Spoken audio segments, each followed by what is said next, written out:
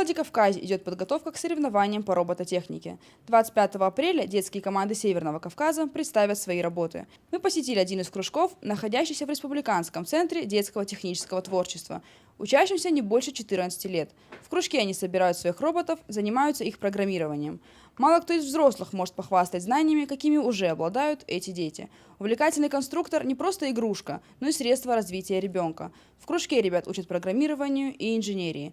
Роботы выполняют самые разные операции. Все зависит только от фантазии юного конструктора.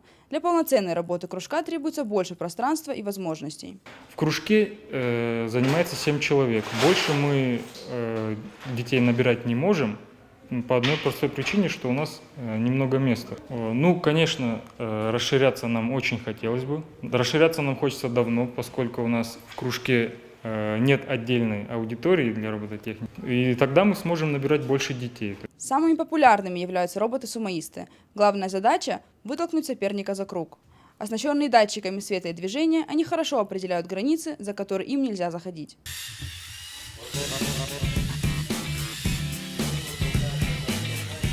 У этого робота было несколько версий.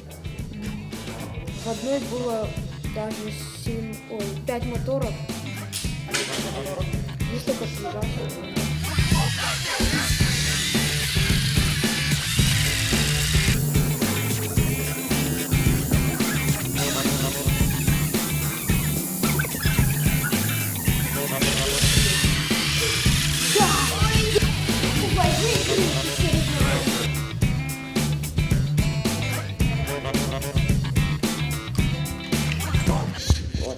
Я решил сделать его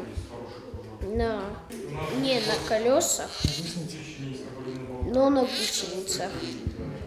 Несмотря на трудности, ребята уверены в своих силах и верят в победу на будущих соревнованиях. Сабина Алборова, Ацамаз Шипшев, Осетия ТВ.